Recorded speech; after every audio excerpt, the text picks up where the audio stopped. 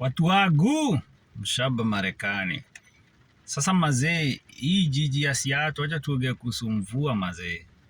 Hii place kila siku yunyeshaga. Unasikia kila siku yunyeshaga. It is very ni boring sana by the way.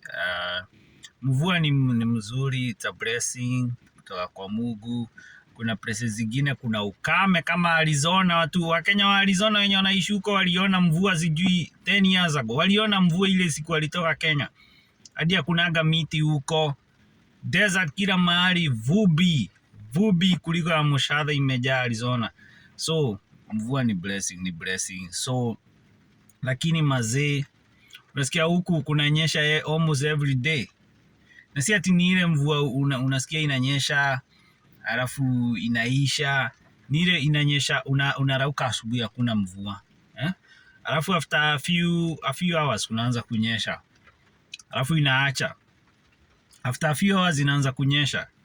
Yani all of a sudden hata kunaweza kuwa hewa inakaa vizuri alafu kunaanza kunyesha. Na kuambia mimi hata sijui. Lakini watu huko wamezoea hata wabebagi mavuli. Unaona kwanza unajua watu wanapenda kutembea huku. So unaona wakitembea sio issue. Mimi hata sijaona mtu ako na mavuli by the way.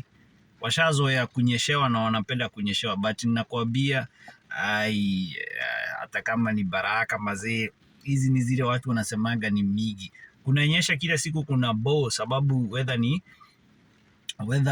weather inakuwa gloomy hivi. So na ni very surprising huku hata watu hawana watoto wengi kwa sababu hii hewa ya kunyesha ni ile ya watu kupata watoto.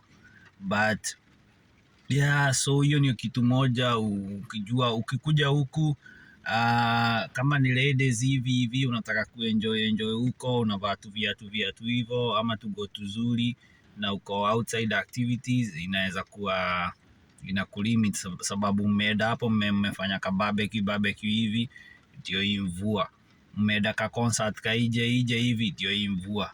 So sijaiona place inanyeshaga huku, ni blessings kibao, but kuna mahali yani inafika ina bow. So ni ukweli venye watu wanasemanga si hata unyesha.